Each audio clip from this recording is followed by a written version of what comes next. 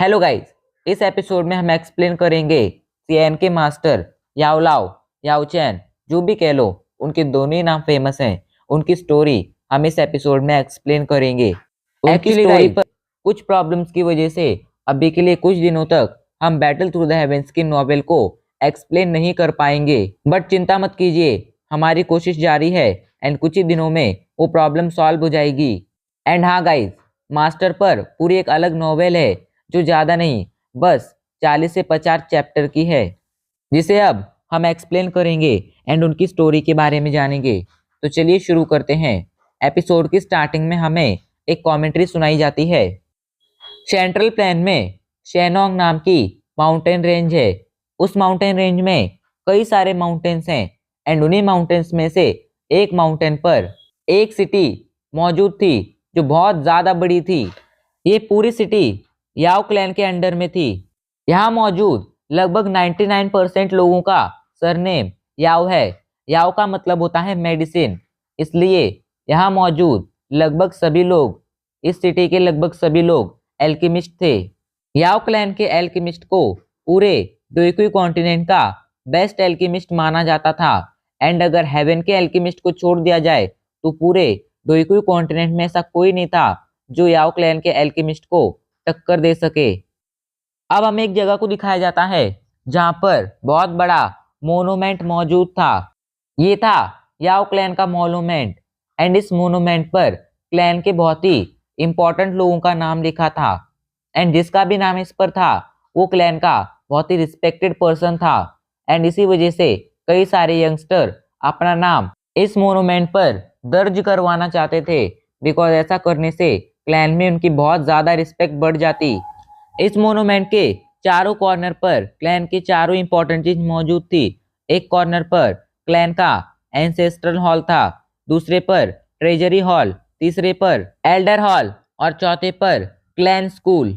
अब हमें क्लैन के इनर रिंग को दिखाया जाता है जहाँ पर क्लैन के इंपॉर्टेंट लोग रहा करते थे एंड उसी के नीचे मौजूद थी आउटर रिंग जहाँ पर नॉर्मल लोग रहा करते थे। अब हमें आउटर रिंग का सीन दिखाया जाता है जहाँ पर रोड पर कुछ बच्चे खेल रहे थे, तभी वहां पर उनके फादर आ जाते हैं। अपने फादर को देखकर सभी बच्चे बहुत ज्यादा खुश हो जाते हैं एंड अपने फादर के पास चले जाते हैं। इन सभी बच्चों की एज लगभग 5 से 7 साल होगी। अब हमें एक बच्चे को दिखाया जाता है जिसके फादर उससे कहते हैं, याओ चैन, चलो घर पर चलते हैं। वैसे आज तुमने क्या किया जो तुम्हारी मॉम आज इतनी गुस्सा है? तो याओ चैन कहता है, मैंने कुछ नहीं किया, मैंने तो बस थोड़ी मस्ती की, बट पता नहीं क्यों उससे मॉम इतनी नाराज हो गई कि अब वो मेरे लिए कभी भी चिकन लेग नहीं बनाएंगी। ये सुनकर सभी लोग हंसने लगते हैं। याओ चैन अभी के लिए 5 साल का था। तभी दूसरा बच्चा कहता है, याओ चैन ने आंटी का फ्लावर वास फर्नेस की तरह यूज किया एंड उसे खराब कर दिया, इसी वजह से आंटी नाराज है। तभी याओ चैन के फादर याओ हाउ से दूसरा आदमी कहता है, अरे वो तो वही फ्लावर वास है ना जो आपने उन्हें आपकी वेडिंग एनिवर्सरी पर गिफ्ट किया था। याओ हाओ कहते हैं, हाँ, एंड इसी वजह से वो अभी के लिए इतनी नाराज है। अब हमें याओ हाओ के नेबर को दिखाया जाता है जिसका नाम लाओ क्विंग था। लाओ क्विंग कहता है, याओ चैन तुम चिंता मत करो, अगर तुम्हारी मॉम ने तुम्हें चिकन लेग नहीं दिया तो तुम्हारी आंटी है ना, मैं तुम्हारी आंटी से कहूंगा कि वो तुम्हारे लिए चिकन लेग बना दे। वैसे ये तो बताओ स्कूल में तुमने आज क्या नया सीखा? तो याओ चैन बताता है, आज हमने स्कूल में पिल रिफाइनिंग सीखी एंड मैंने उसमें काफी अच्छा परफॉर्म किया। मैंने कोशिश की बट मैं पिल रिफाइन नहीं कर पाया, बट फिर भी टीचर ने कहा कि मैंने बहुत अच्छा परफॉर्म किया। ये सुनकर सभी के फेस पर स्माइल आ जाती है। इधर वो सभी घर पर पहुंच जाते हैं। एक्चुअली याओ हाओ का एक ग्रुप था एंड याओ हाओ एंड लाओ क्विंग उस ग्रुप के लीडर थे। याओ हाओ घर पर पहुंचकर कहते हैं, मेरी ब्यूटीफुल वाइफ याओ किंग कहाँ पर है? तो एक लेडी जो बहुत ही ब्यूटीफुल थी वो घर से बाहर आती है एंड कहती है, तो आ गए तुम दोनों एंड आप इस बदमाश को भी लेकर आए हैं? तो याओ चैन कहता है, मैंने तो बस थोड़ी मस्ती की थी, ऐसे मॉम क्या आपने मेरे लिए चिकन लेग बनाया है? तो पहले तो याओ किंग थोड़ा गुस्सा करती है बट फिर वो कहती है, बिल्कुल बनाया है, मुझे पता है तुम्हें चिकन लेग कितना पसंद है, चलो जल्दी डिनर टेबल पर वो रखा है। एंड तुम्हें अकेले को वो सब खत्म करना है। ये सुनते ही याओ चैन खुशी के मारे झूम उठता है एंड अपने फादर के साथ अंदर चला जाता है। कुछ देर बाद ये सभी डिनर टेबल पर बैठे हुए थे।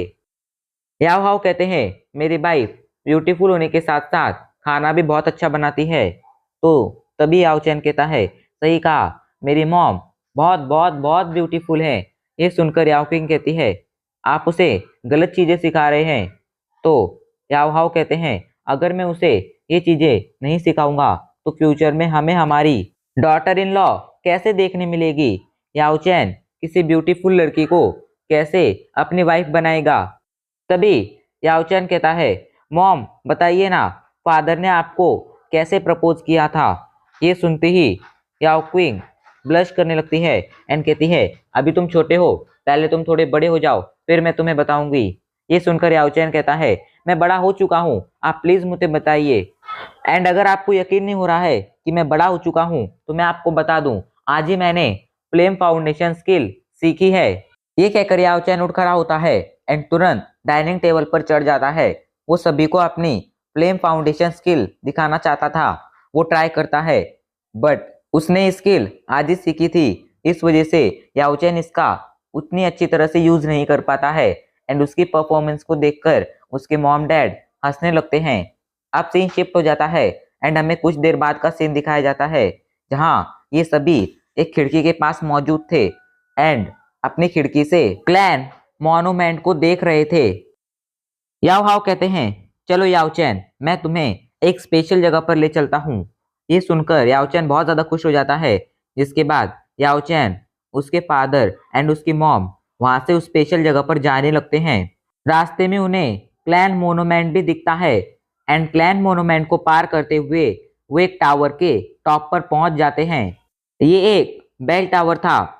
याओ हाओ कहते हैं पता है याओ चैन, यहाँ पर मैं एंड तुम्हारी मॉम, इससे पहले कि वो आगे का कुछ कह पाते याओ क्विंग तुरंत उसके पैर पर पैर मार देती है एंड याओ हाओ को दर्द होने लगता है एंड वो चुप हो जाता है। जिसके बाद वो टॉपिक चेंज करते हुए कहता है याओ चैन क्या तुम्हें पता है क्लैन मोनूमेंट हमारे लिए इतने ज्यादा इंपॉर्टेंट क्यों है। तो याओ चैन कहता है नहीं मुझे नहीं पता। तो याओ हाओ कहते हैं चलो मैं तुम्हें बताता हूँ। हमारा जो क्लैन मोनूमेंट है उस पर हमारे क्लैन के हीरोइक वॉरियर यानी कि जो वॉरियर हमारे लिए बहुत ज़्यादा इंपॉर्टेंट थे, बहुत ज़्यादा पावरफुल थे एंड हमारे क्लैन के शान थे, उनका नाम लिखा जाता है। एंड कई सारे वॉरियर्स बस क्लैन मोनूमेंट पर अपना नाम दर्ज कराने के लिए पूरी जिंदगी मेहनत करते रहते हैं, बट बहुत ही कम लोग ऐसे होते हैं जो ऐसा कर पाते हैं। एंड तुम्हें पता नहीं है बट जो तुम्हारे ग्रेट ग्रैंडफादर थे वो भी एक बहुत ही पावरफुल वॉरियर थे एंड उन्हें ये सम्मान मिला था, उनका नाम भी इस क्लैन मोनूमेंट पर लिखा गया था। याओ चैन कहता है ग्रेट ग्रैंडफादर बहुत ज़्यादा अमेजिंग थे। तो याओ हाओ कहते हैं हाँ तुम्हारे ग्रेट ग्रैंडफादर बहुत ज़्यादा अमेजिंग थे, बट दुख की बात है कि उसके बाद हमारी पूरी फैमिली में ऐसा कोई पैदा ही नहीं हुआ जिसका नाम इस क्लैन मोनूमेंट पर लिखा गया हो। ये कहते वक्त याओ हाओ काफी ज्यादा सैड थे। ये देखकर याओ क्विंग उनका हाथ पकड़ लेती है एंड कहती है आप बुरा मत फील कीजिए, आपने अपना बेस्ट दिया था। इधर याओ चैन को शायद ही कुछ समझ में आया हो बट वो भी जाकर अपने फादर का हाथ पकड़ लेता है एंड कहता है डैड आप चिंता मत कीजिए, एक दिन मेरी वजह से आपका एंड मॉम का नाम इस मोनूमेंट पर लिखा जाएगा। ये सुनकर याओ हाओ के फेस पर स्माइल आ जाती है एंड वो कहते हैं वो दिन मेरी लाइफ का बेस्ट दिन होगा। अब सीन शिफ्ट हो जाता है एंड अब हमें 8 साल बाद का सीन दिखाया जाता है। हाँ गाइज 8 साल बीत चुके थे। जब याओ चैन 6 साल का था तब उसने क्लैन स्कूल ज्वाइन कर लिया था एंड वहां पर उसने बहुत ही क्रेजीली ट्रेनिंग की थी। वो ट्रेनिंग में जी जान लगा देता था, इस वजह से जब भी वो ब्रेक थ्रू करता था तब उसकी मॉम एंड डैड काफी ज्यादा खुश होते थे एंड याओ चैन भी बहुत ज्यादा खुश होता था। एंड उसकी इसी क्रेजी ट्रेनिंग की वजह से बहुत ही कम एज में याओ चैन काफी ज्यादा पावरफुल बन चुका था। अभी के लिए याओ चैन एक रूम में बैठा हुआ था, उसने ग्रीन कलर के कपड़े पहन रखे थे एंड वो अभी भी ट्रेनिंग कर रहा था। उसकी बॉडी से उसकी डुई हुई बाहर आ रही थी एंड याओचैन उसे कंट्रोल कर रहा था एंड उसे कंट्रोल कर कर डिफरेंट डिफरेंट अटैक की प्रैक्टिस कर रहा था। तभी एक आवाज सुनाई देती है, बिग ब्रदर याओचैन प्लीज चलो, मुझे बहुत ज्यादा भूख लगी है, हमें अभी घर जाना चाहिए एंड घर जाकर कुछ खाना चाहिए। एंड अब हमें एक मोटे लड़के को दिखाया जाता है जिसका नाम लाओशु था एंड ये लाओ क्विंग का बेटा था। इसकी एज भी लगभग 12 या 13 ही थी, बट ये काफी ज्यादा मोटा था। याओचैन कहता है, ठीक है लाओशु, चलो हम चलकर पहले कुछ खाएंगे। एंड ये कहकर याओचैन लाओशु के साथ वहां से अपने घर जाने लगता है। एक्चुअली गाइज अभी के लिए लाओशु के फादर लाओ क्विंग मिशन पर गए हुए थे। लाओ क्विंग एंड याओ हाओ दोनों ही याओ क्लैन के आयरन गार्ड थे। आयरन गार्ड काफी ज्यादा पावरफुल होते थे एंड बहुत ही डेंजरस मिशन उन्हें दिए जाते थे। नॉर्मल मिशन आयरन गार्ड को नहीं दिए जाते थे एंड इसीलिए आयरन गार्ड की फैमिली को हमेशा आयरन गार्ड की चिंता रहती थी, बिकॉज आयरन गार्ड के मिशन बहुत ज़्यादा डेंजरस थे एंड कई बार मिशन के दौरान कई सारे आयरन गार्ड की जान भी चली गई थी। ये लोग याओचैन के घर पर पहुंच जाते हैं। एक्चुअली गाइज जो लाओशु की मॉम है वो आज से कुछ सालों पहले मर चुकी थी, उनकी डेथ हो गई थी। उसके बाद से लाओशु को हमेशा बॉइल्ड मीट खाना पड़ता था, लेकिन जब भी वो याओचैन के घर पर आता था तो उसे काफी अच्छा खाना मिलता था एंड इसी वजह से लाओशु को याओचैन के घर पर जाना बहुत ज्यादा पसंद था। अब वो लोग खाना खाना स्टार्ट करते हैं एंड कुछ ही देर बाद उनका खाना खत्म हो जाता है, जिसके बाद याओ हाओ उसके पास आते हैं एंड लाओशु से कहते हैं, लाओशु आज तुम घर थोड़ा जल्दी चले जाओ। लाओशु वहां से अपने घर चला जाता है एंड याओ हाओ याओचैन को अपने साथ बाहर छत पर आने के लिए कहते हैं। याओचैन उनके साथ छत पर चला जाता है जहां पर अब उसके डैड एक रिबिन निकालते हैं एंड याओचैन को उसे देते हुए कहते हैं, इस रिबिन को मैंने तुम्हारी मॉम को तब दिया था जब हम पहली बार मिले थे एंड आज मैं रिबिन तुम्हें दे रहा हूँ, तुम भी अपनी किसी गर्लफ्रेंड को ये रिबिन देना। वैसे तुम्हारी कोई गर्लफ्रेंड है या नहीं? तो याओचैन कहता है, मेरी अभी कोई गर्लफ्रेंड नहीं है।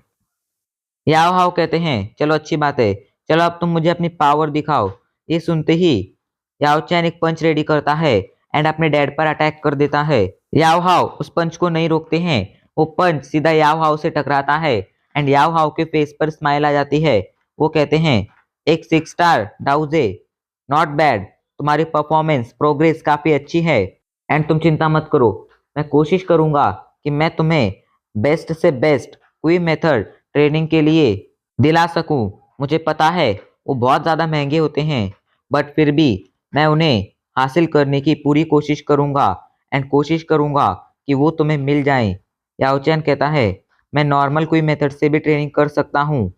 तो याओ हाओ कहते हैं, कर सकते हो, बट उनसे तुम्हें ज़्यादा फायदा नहीं होगा एंड तुम्हारे लिए अच्छा यही होगा कि तुम पावरफुल मेथड से ट्रेनिंग करो। तुम चिंता मत करो, मैंने इन सभी के बारे में पहले से ही सोच रखा था एंड मेरे पास पैसे हैं एंड तुम इसी बात की भी चिंता मत करो, मैं बहुत जल्दी ही आयरन गार्ड की नौकरी छोड़ दूंगा, जिसके बाद हम हैप्पीली रहेंगे। ये सुनकर याओचैन के फेस पर स्माइल आ जाती है। याओ हाओ कहते हैं, चलो अब सोने का टाइम हो चुका है, हम सोने चलते हैं एंड अब वो दोनों वहां से नीचे आ जाते हैं, जिसके बाद वो लोग सो जाते हैं। अगले दिन याओचैन जल्दी उठ जाता है। आज उसके फादर को याओ हाओ को अंकल लाओशु के साथ मिशन पर जाना था। याओचैन उन्हें ऑल द बेस्ट कहता है, जिसके बाद वो वापस से घर में आ जाता है। याओ क्विंग कहती है, याओचैन चलो जल्दी से खाना खा लो। याओचैन कहता है, ठीक है, लेकिन याओचैन को देखकर उसकी मॉम समझ जाती है याओचैन परेशान है एंड वो कहती है, याओचैन तुम चिंता मत करो, हमारे पास सेविंग्स हैं एंड हम तुम्हारे लिए वो कोई मेथड खरीद सकते हैं, तुम बस अपने ट्रेनिंग पर फोकस करो एंड पावरफुल बनो, इन चीज़ों के बारे में सोचने की तुम्हें ज़रूरत नहीं है एंड तुम चिंता मत करो। आयरन गार्ड की पोस्ट छोड़ने के बाद तुम्हारे फादर क्लैन के एक सोल्जर बन जाएंगे, तुम बस अभी अपनी ट्रेनिंग पर ही फोकस करो एंड चलो पहले चलकर खाना खा लो। याओचैन कहता है, ठीक है, एंड फिर वो अपनी मॉम के साथ ब्रेकफास्ट करने लगता है एंड अब इसी के साथ हमारा एपिसोड यहीं पर खत्म हो जाता है।